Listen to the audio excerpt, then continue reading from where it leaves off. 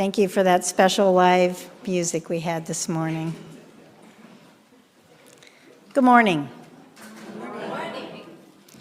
Welcome to the Unitarian Universalist Church of Kent, where our mission is to inspire love, seek justice, and grow together in community. This is a place you can bring your whole self. Whether you're here for the first time, or you've been here many times, we're so glad you're here with us today.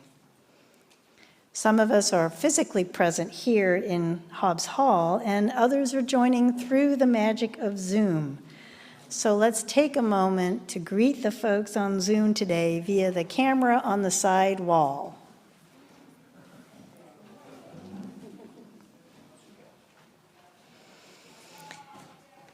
I'm Kathy Kearns, a worship associate, and I'm pleased to welcome today's service leaders. The Reverend Elaine Strawn is a longtime friend of our congregation. I've just told her every important moment, we're just going to pencil you right in to be here. Elaine has been in ministry all of her life as a Methodist preacher's kid, as a community organizer, a social worker, and as a minister called into partnership with a beloved congregation. And Deb Selinsky, who many of you know, as I understand she's a former member here in Kent, is now a member of the Southwest Unitarian Universalist Church in North Royalton, Ohio. And Deb has been very involved in her congregation, serving, among other roles, as a ministerial search committee member, and she is currently a candidate for the Commission Lay Ministry Program. So welcome, both of you. We are grateful to everyone who has contributed to today's service. If you're new and you want to get more involved in the congregation or would like to hear back from us, or your contact information has changed, we'd love for you to fill out a blue card, which are available from the ushers, and you can drop it in the offering basket, and there'll be a link in the chat for how to contact us if you're on Zoom with us today. If there's a big joy or sorrow that's moving through your life that you would like us to share from the pulpit or privately share with a minister, you can fill out one of these yellow cards, or if you're on Zoom, put that later on in the service when we announce it, put it in the chat so we can share it here in the space. And I have one announcement today, and that is a save the date that our online only service auction is coming up November 9th to 15th, and the website is open now for your donations to that. So with the sound of the chime, we invite the Spirit to be present among us as we enter a deeper space of worship.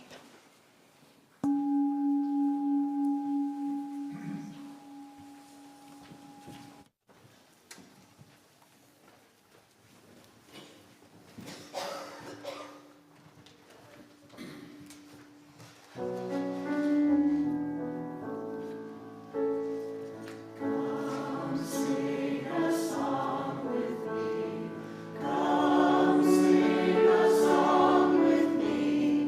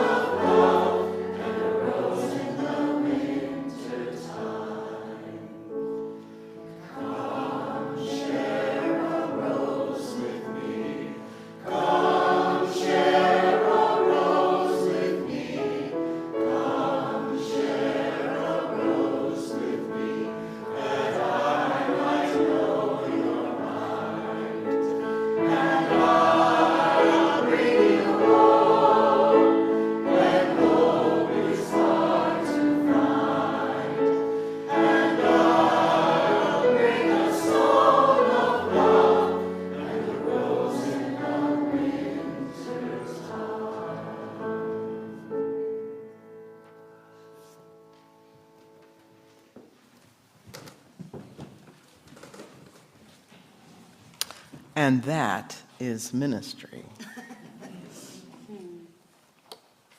Ministry is a gift. It is a mutual gift of an ordained clergy person to a congregation. And it is a gift of the congregation to a clergy person. It is a trusting relationship. The goal is to grow in this life. It's a deepening. It's a true compassion. It's a sharing of one's deepest self. It is the reciprocal relationship which constitutes a church. And all the church's activities are simply life's lesson plans in the making.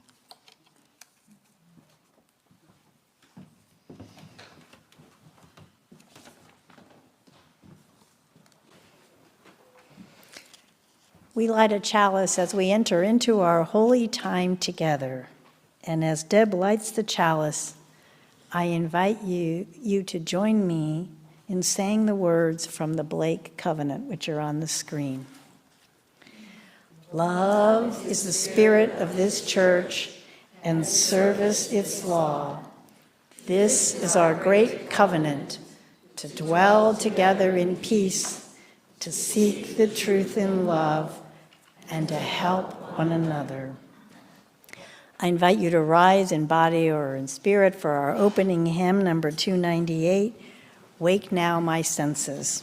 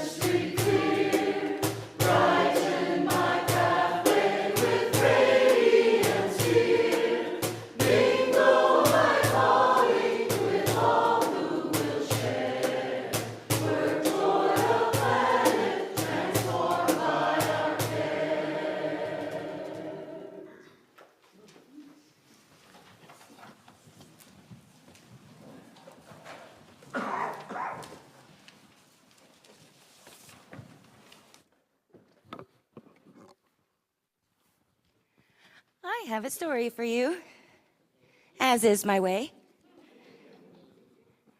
So, there once were 3 travelers whose village was flooded, okay?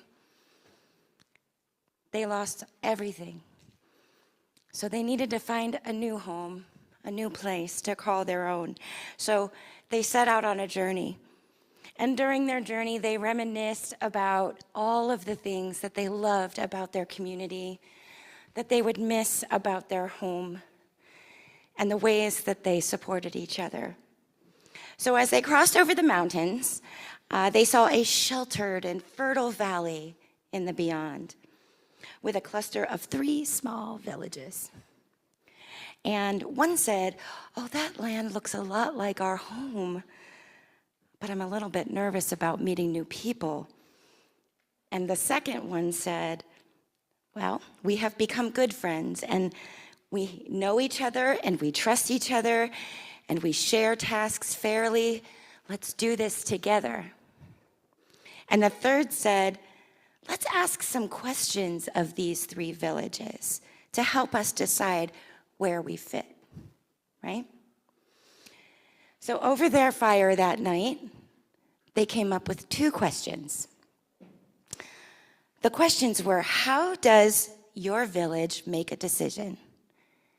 And the second question was, and what happens when you don't agree? So when they entered the first village, the villagers told them, "We have a powerful ruler who decides what is best for our village, and the ruler's family's been ruling for generations, so they know what to do, and we don't have to worry about it. If we have a disagreement, the ruler just decides for us. Easy peasy." And the travelers all looked at each other, kind of tight-lipped, thanked the villagers kindly, and then just made their way out, right? So they entered the second village, and they asked, "How does your village make decisions?" And the villagers responded, "Oh, this is great. We vote for these people, and a few people then go on to represent all of us on this council, and we vote for the people who promise to make the decisions that are best for us." And the travelers asked, "But what happens if you don't agree with the decisions that the council decides?" And the villagers responded that sometimes we don't really like all that they decide, but that's the way. We have to just do it, right?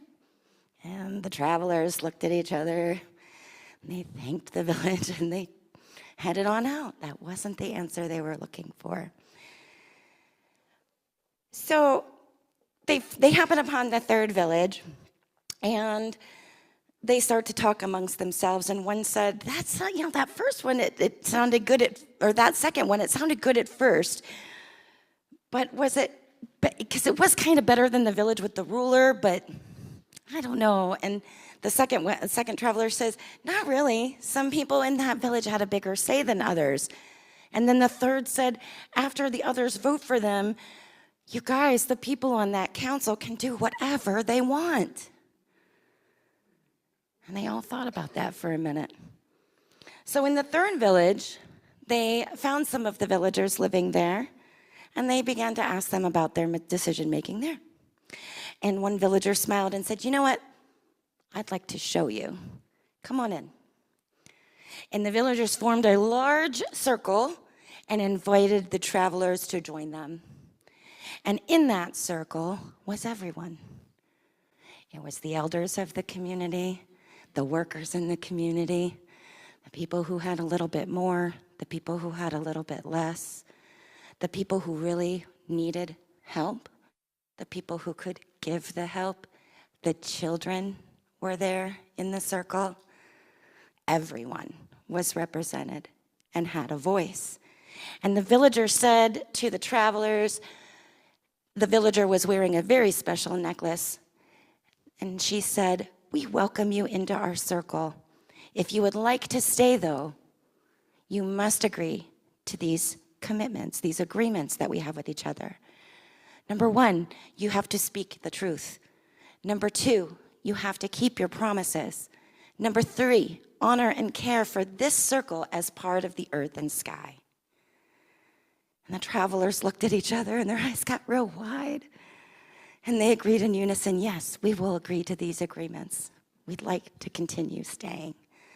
And another villager explained, "This is how we make important decisions, by listening to each other under these particular agreements until the decision is made. And this is how we disagree as well, by listening to each other, each taking their turn. And sometimes, you know what? We don't agree. But we have these agreements that we live by. And when we disagree, we would disagree with respect and with peace." And the traveler smiled widely. because guess what? They'd found their new home. Yeah? And so I wonder, friends, did you see yourself in this story? Because I wonder how you will add your voice as we discern our future together.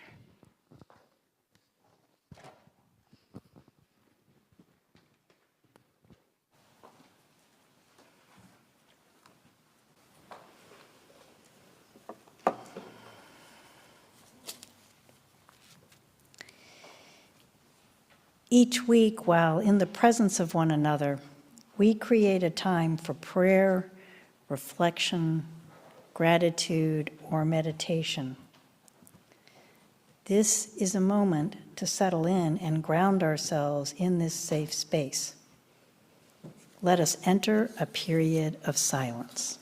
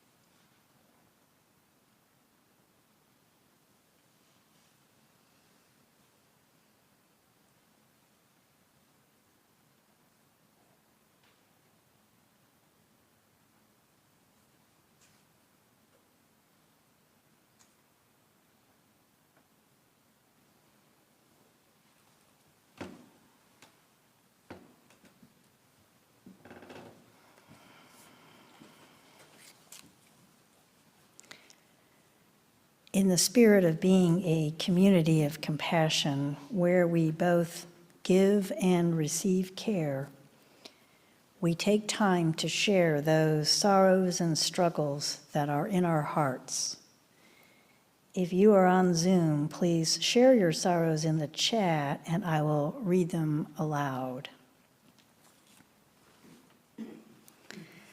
We begin today by recognizing a couple of losses that have affected our community. Many of you know Deborah Lynn Hook, who was part of this congregation for quite a long time and who has been struggling and living bravely and with her peaceful light shining as she was working through an illness, and unfortunately she died this past week. And so we light a candle in her memory and also as a sign that we as a community are sending out our love to Deborah and to her whole family as they grieve this loss.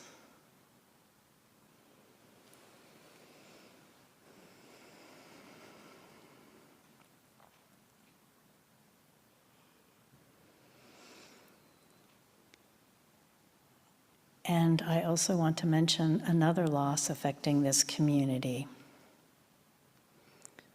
Ovia Blackerby unexpectedly had a child, her adult child, her son Donover, died in a car accident this week. He was 20 years old.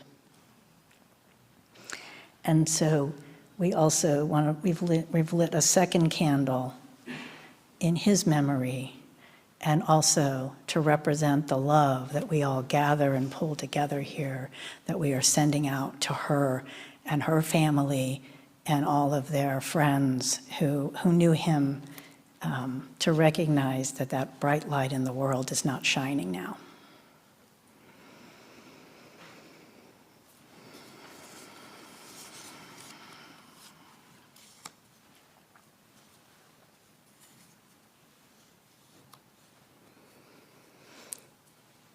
And other members have turned in cards about losses they are experiencing.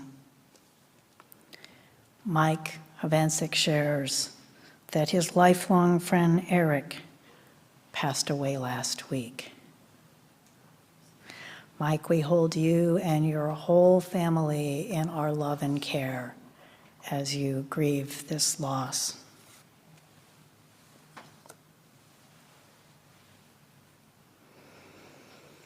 Vivian Sandlin shares that Leo Nagorski, a good friend from the Summer Institute summer camp that many people in this congregation attend, has passed away. So we send our love out to their whole family and to all of their friends who are grieving Leo's loss.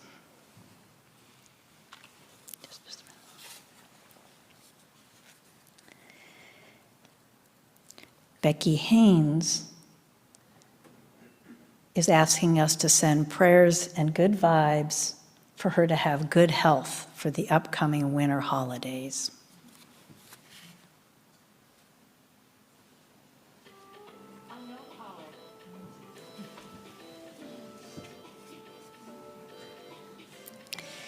And Claudia asks us to hold David Weaver and his loved ones in our hearts.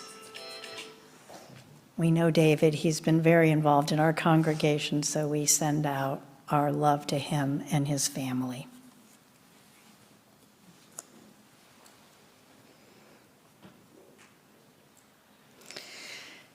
You are welcome to now speak out the name of anyone who needs our love and support. Bobby.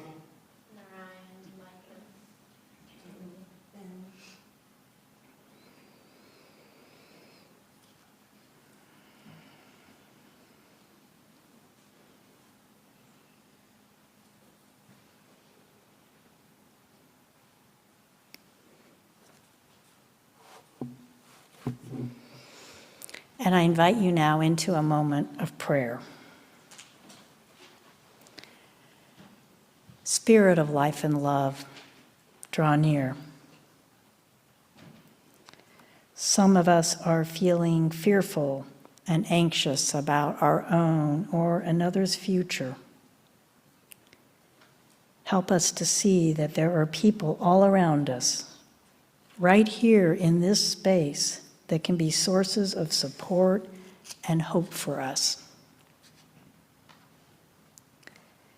Some of us are facing losses and feeling sad or even devastated.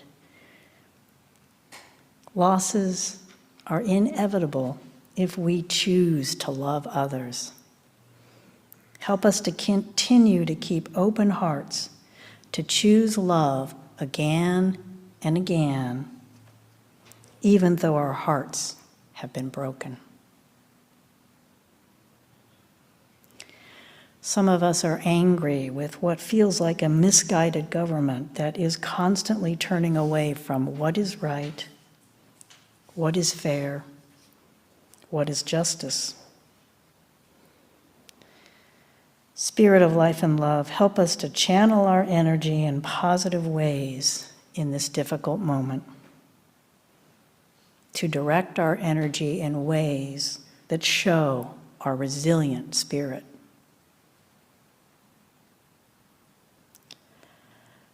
Some of us are feeling disappointed with others or with the world. Help us to remember that to err is human and to forgive is divine. Help us to marshal our best, compassionate selves in moments of disappointment. Spirit of life and love, Help us to know, however we are feeling today, we are held in a universal love and accepted for who we are. Amen.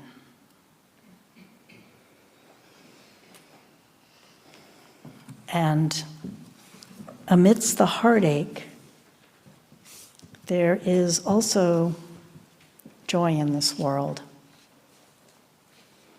Community, music, milestones, family, friendship, nature, efforts to bring peace. We take time now to share life's blessings, those personal moments of joy that have lifted spirits in our community. And those on Zoom are welcome to use the chat.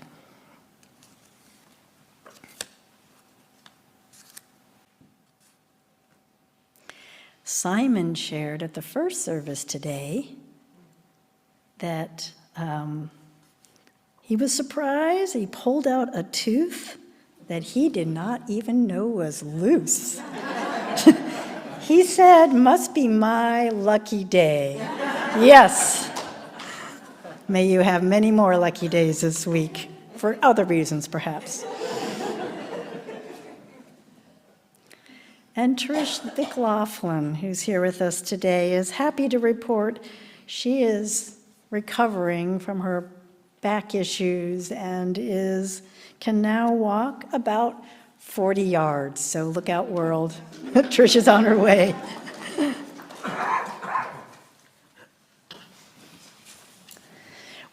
Wendy Mann is sharing joy for this in-between weather, the sacred time between fall and winter.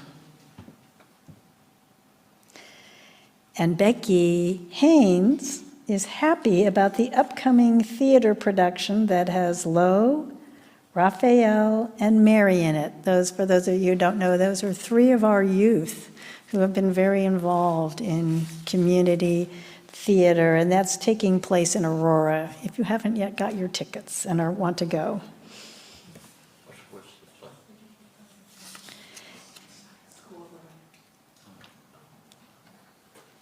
And seeing none others, let us just hold these blessings in our hearts with gratitude for the joys that life provides. And may we each find a moment of joy in the coming week.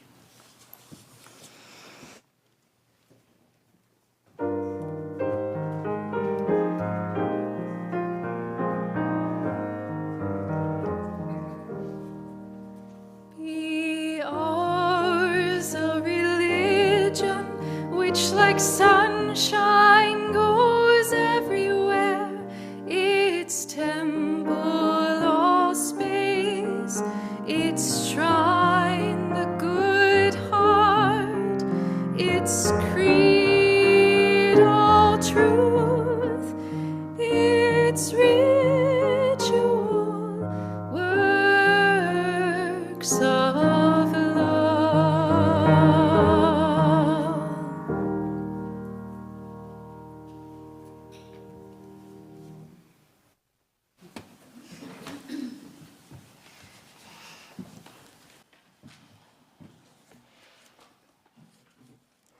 The words I chose as a source this morning are contemporary, and they're from the Reverend Dr. Karen Johnston, who has been a member of the Ministerial Fellowshipping Committee at the UUA and has also been charged with helping ministers who are struggling, we'll put it that way. And so it seemed appropriate, not because you have a minister who's struggling. Whew, that was close. But because Karen is very involved in ministry. She writes, humans make maps of stars, choosing some stars, ignoring others, to project our imaginations onto the heavens. Maps shift over time across cultures. Names change for the same assemblage of bright points. Drinking Gourd, Big Dipper, Plow, Lost Hunters. Humans make constellations by connecting stars. Humans make meaning by connecting stories. Story to narrative to story. Some blaze bright, some are faint. Most are backdrop to the great and mundane human unfolding. Let us imagine the stories of our lives as a starry universe above our heads. As leaders of this congregation, we are tasked and trusted to draw constellations in this, our beloved, small universe. May the stories we connect draw constellations that reflect a shared ministry that calls out the best in us. You know, Kent has kind of a reputation for being just a little bit radical. So when Colleen was reading the story today, and the first group came up and it was, well, you know, the same family's been running everything for years and we just listened to them, not one of you booed. I thought I was in the wrong congregation.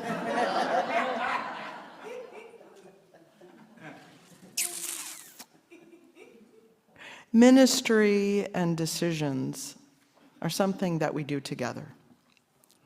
And you have a very important decision ahead of you. It may not seem that important because you currently have a minister in the Reverend Christina Church. But you have to decide exactly what your relationship with her will be and what her relationship with you will be. It's an opportunity.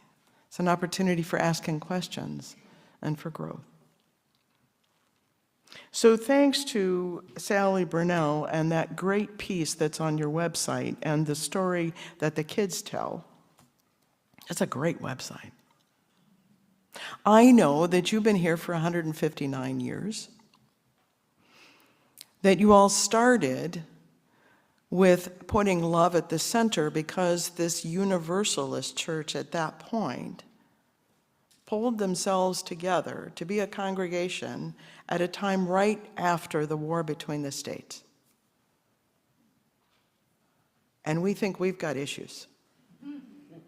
You have been born into the middle of a struggle that we will probably need to do again. Not the war between the states, but I think every congregation at this point is the testing ground and the laboratory for becoming that center of peace for a civilization around us. I think every congregation is at this point training themselves to become those places for peace and reconciliation as we move into the future, and we will. And so what happens here is incredibly important. So along with Colleen's stories, let me tell you something that you already know. 1648, Cambridge Platform, polity, ours. It was determined that a minister is not the head of everything that we listen to. It was decided that there are 3 leaders in a congregation chosen from within the congregation: the minister, the educator, and the administrator. Those things speak of trust. I grew up in a Methodist parsonage. There were times that my mother yelled at my father the whole way to the bishop's office saying, "You will not let him move us." And my father would say, "Do you want me to argue and then we'll be moved to Guam? Is that what you want?" In our tradition, we trust one another. We trust a discernment. We trust the understanding. We trust one another to choose the ministry that we need. And we choose it as a partnership. We choose a true relationship. So I was thinking this week about whether this analogy works or not, and in many reasons it doesn't, so I'll use it anyway. You could compare contract ministry to dating. Not really. There's a contract, there's understanding, there's a promise. You could compare called ministry to marriage. You know, a lot of people do dating just as well as they do marriage. It doesn't look maybe that different from the outside, and neither of them necessarily last forever, but the level of commitment is different. And I want to tell you, when you're doing ministry at this period of time, it better be a serious commitment. This congregation knows what it is to have a minister and knows what it is not to have a minister. You know you can do both of those things. And you know one of them is pretty darn exhausting. You also understand there are many levels of ministry. There's an ordained minister that you may call. There's a community minister in Christie. There are an affiliated minister in Renee. There are 2 commissioned lay ministers who are volunteers but trained.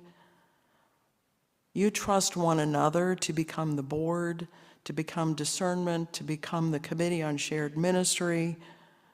You trust one another. That's step 1. You all own this ministry, and you know that. This is all the stuff you already know, so I'm not even sure why I'm talking, but I'll continue. Right? Okay. Just thought I would check. So here's a piece that's going to happen. There's a journey ahead of you to be able to ask really serious questions. At this point in time in our life as a congregation, what do we really need? What skill set is already here? What skill set is lacking? What kind of leadership will help us to discern those things? Will help us to look inside and figure out where we're going, what our vision is as we're living into the future? What kind of leadership among us all will help us and kind of hold our feet to the ground as we're walking our mission day by day and changing it when we need to change that? What kinds of things do you need to partner with you? Because I think ministry is a dance. Ministers come with all their faux pas and all their gifts and graces. A called minister is a person who's here. For a moment of personal privilege, I'm just going to tell you a story of the Worcester congregation and Elaine Strawn. In my 20th year of ministry, and the Worcester congregation was a fabulous partner. They knew their dance steps. They rarely stepped on my feet. They didn't yell when I stepped on theirs.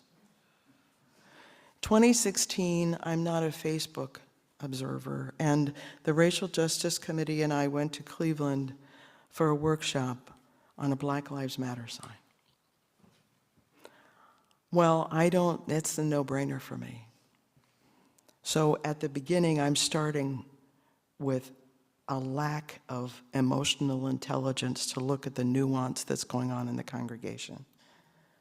We plan out a full summer of dialogue about this. The people who have police officials in their families talk to me. People offer different options, but it just was a no-brainer to me. That's who this congregation was. That's what this world needed. At the end of the summer, we had a vote. The minister was not filled with nuance nor wisdom that day because she had people raise their hands. Ooh.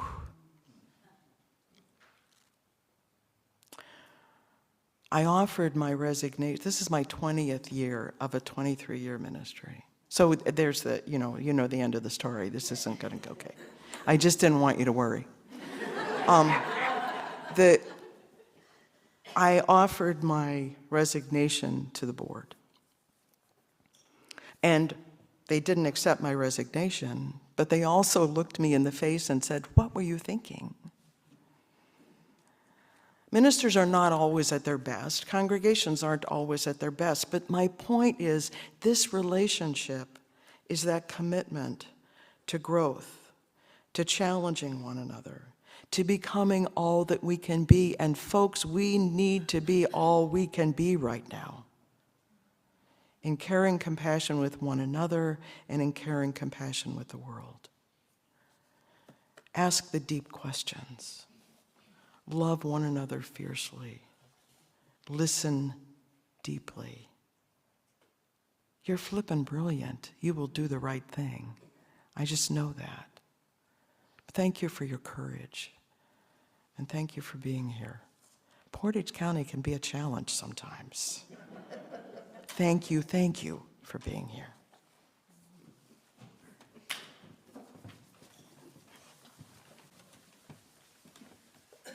Please rise in body or in spirit for our reflection hymn number 311, Let It Be a Dance.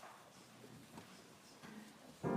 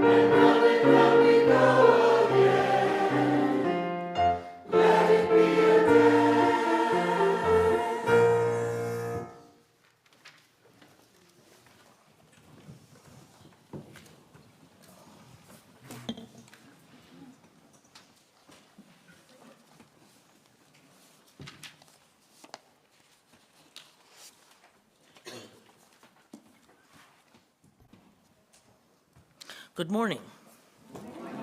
My name is Deb Solinsky, and I use she, her pronouns.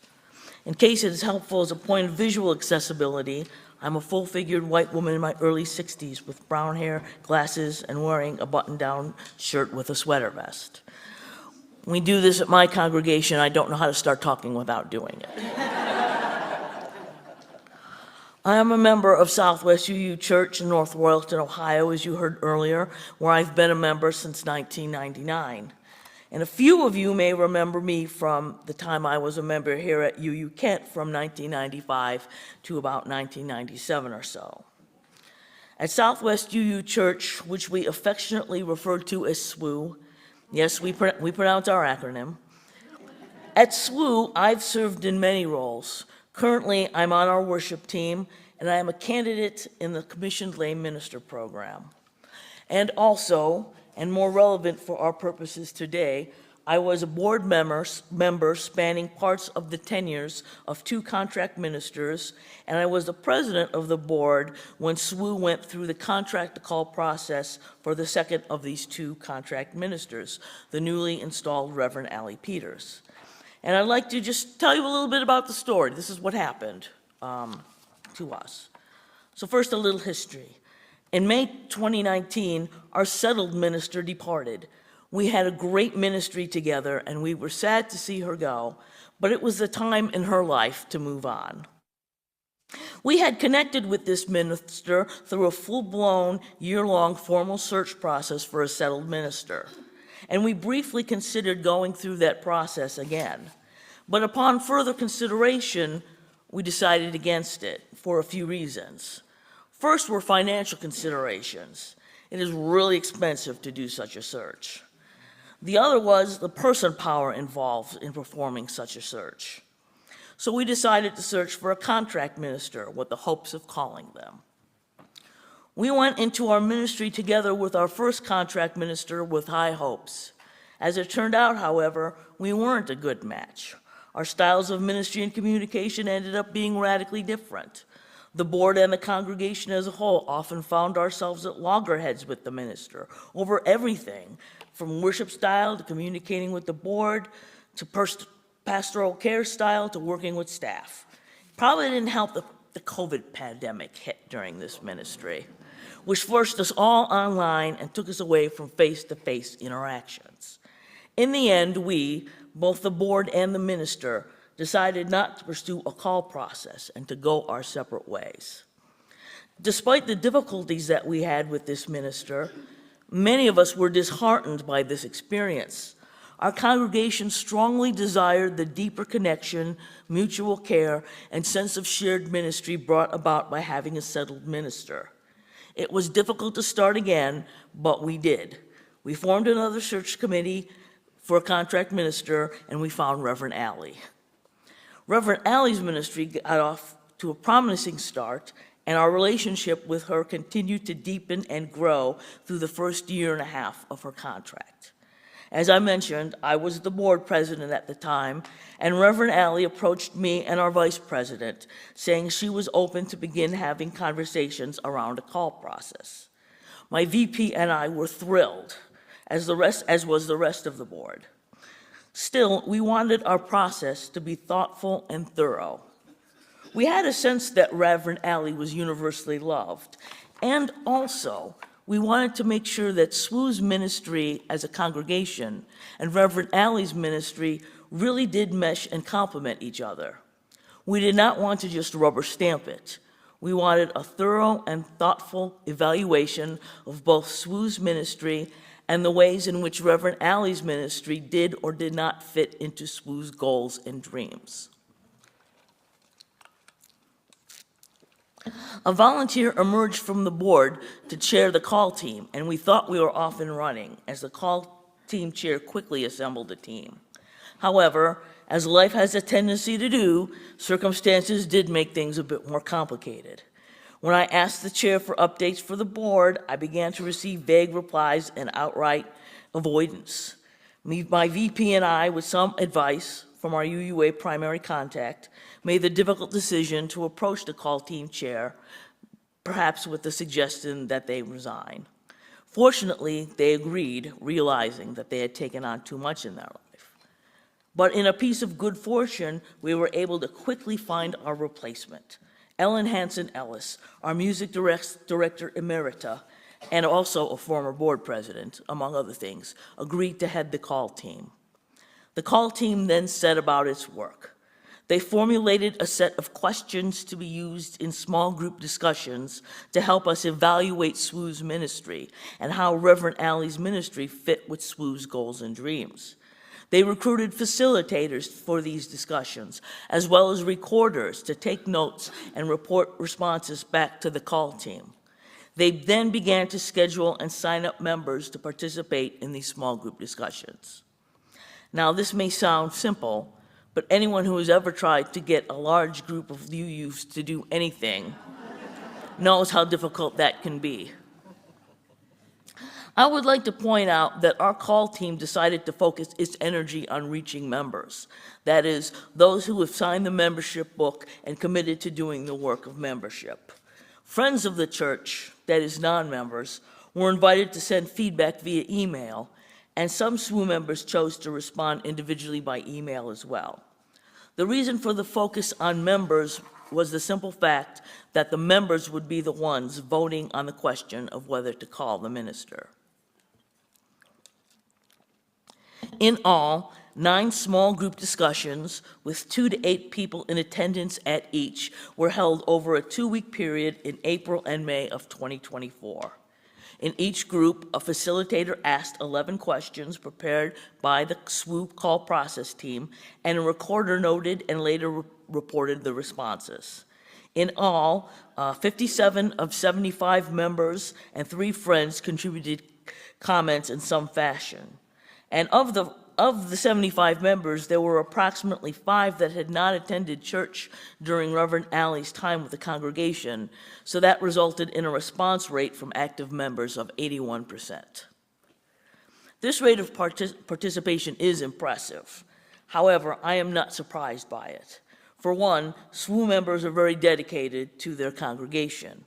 We have always been a small but mighty church, from our days as a church in a box meeting in schools, to raising $250,000 to renovate the building we've inhabited for 15 years or so now, to our responses to the current cultural climate. For another reason, our call committee did an excellent job in scheduling meetings at a variety of times and places so that everyone who wanted to participate could do so. They also impressed upon us the importance of what we were doing. This was an opportunity to look deeply at ourselves and our ministry, in addition to evaluating if Reverend Alley was the person that we wanted to vest with our leadership. SWU had had called ministers before, and we knew that the act of calling a minister signaled a deeper commitment between us and the minister.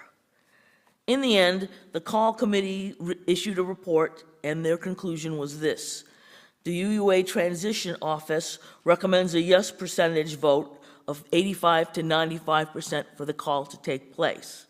With this percentage in mind, we looked for solid, enthusiastic, unanimous support for calling Reverend Alley Peters to settlement. We believe the congregation voices this level of support as illustrated by the comments in this report, and it is our unreserved recommendation that a vote should proceed next month.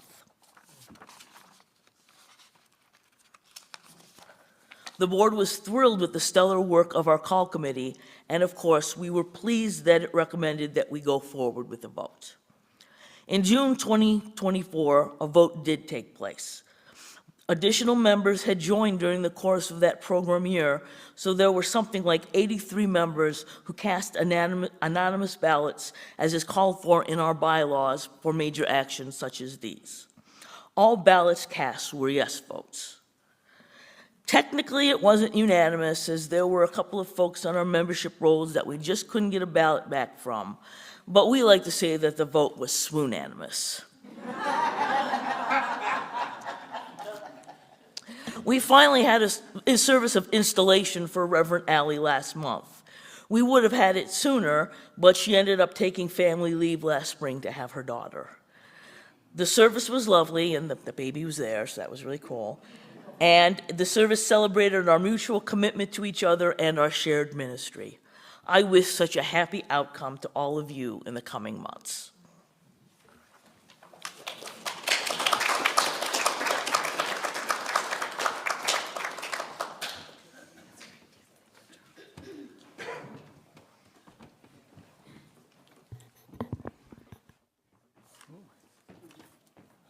Thank you both to Deb and Elaine for sort of laying the groundwork for what we're about to endeavor upon.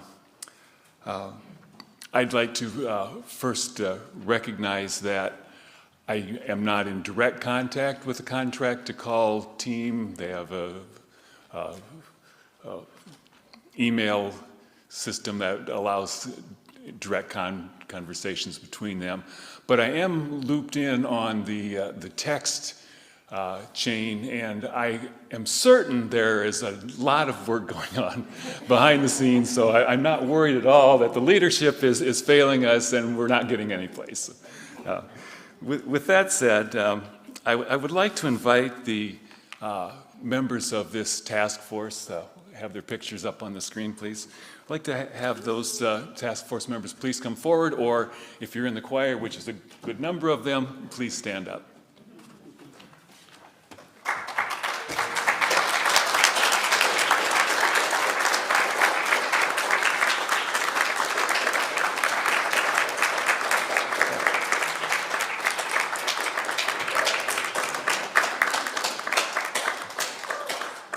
And at this point, I'd like to have us have some words to get this team off and going on their task. I know their task has been proceeding quite well already. But task force, if you are ready and willing to respond with "we are," I'd like to start this reading. Members of the Contract to Call task force, you are charged with discerning the community's perspective on our future with Reverend Christina. Are you ready and willing to accept this charge? We are. And congregation, now it's your part. If you are willing to affirm this team, please respond with "we do." Do you, the members and friends of this congregation, affirm these appointed leaders as volunteers who need your support, your participation, and your appreciation as they guide us in the discernment process?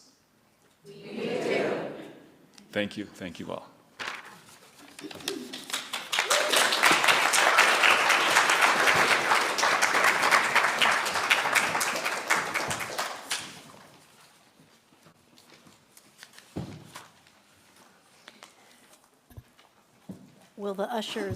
Will the ushers please come forward? Over the next few months, we're going to be charting the next steps in our congregation's journey. The weekly offering that we take is critical for supporting our church in carrying out our mission and supporting our excellent staff. And we are grateful for all contributions of any size that help sustain the church. And each week we also offer an opportunity to donate to an outside organization. This month it is Equality Ohio, Ohio's statewide LGBTQ+ advocacy and legal aid organization.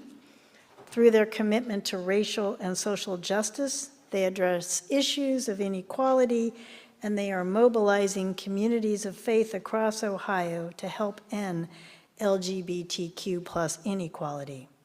And information about if you want to electronically give rather than in the baskets being passed is on the slide. And we now gratefully receive the offering.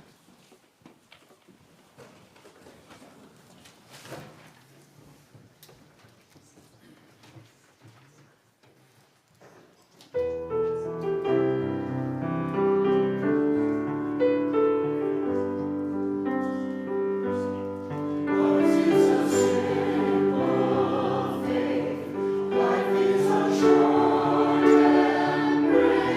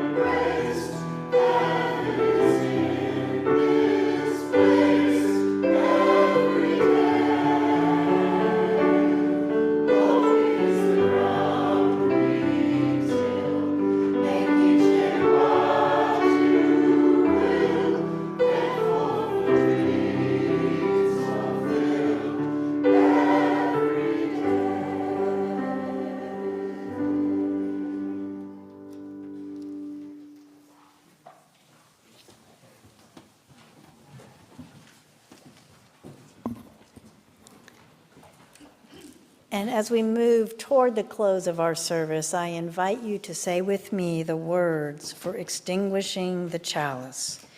We extinguish this flame, but not the light of truth, the warmth of community, or the fire of commitment. These we carry in our hearts until we are together again.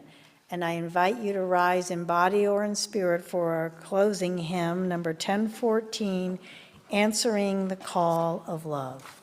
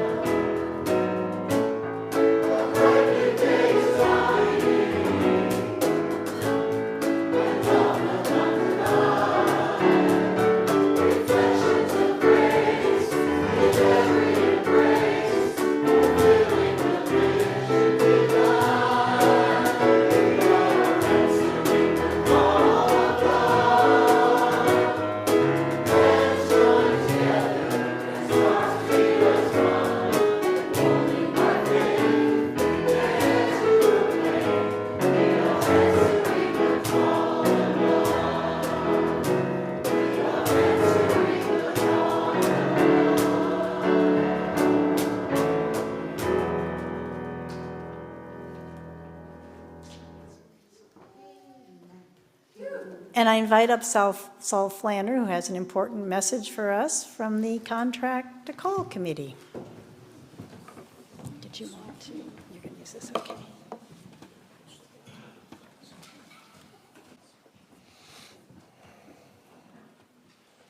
All right, I know we're running over, so I promise not to take too much of your time. But I would like to share a little story with you. It's a famous story about a young man named Tom Sawyer.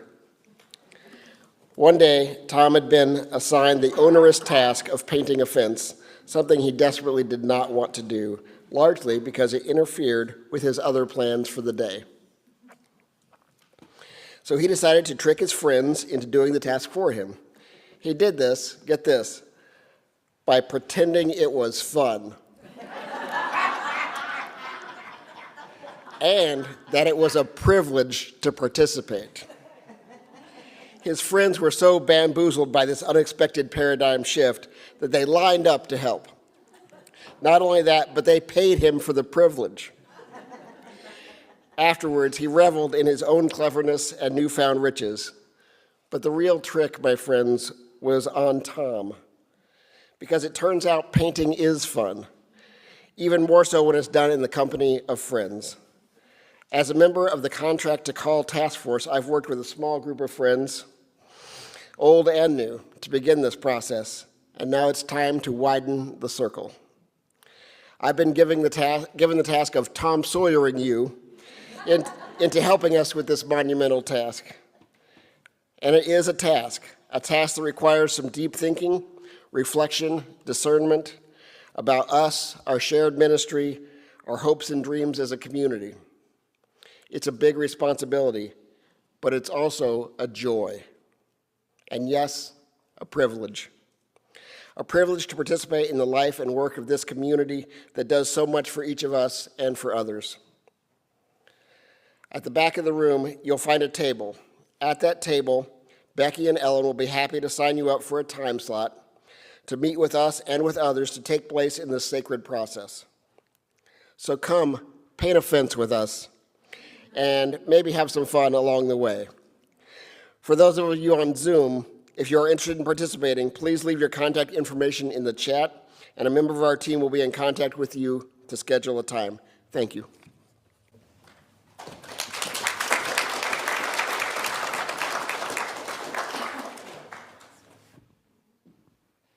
We're answering in the call of what? Love. In the call of what? Love. As you leave this place, grab in your hands the energy that you have experienced here today. Look around the room and see the faces of other people who are looking for the same love and justice as you are, and who need yours. Take that energy with you into the world, and on Monday, when you're done listening to the news, take that out again and hold it. This is a beloved place. Don't let it escape your attention. Don't let it escape your heart. Keep that energy with you. We've got a big call, friends, a big one. Thank you so much. Blessed be.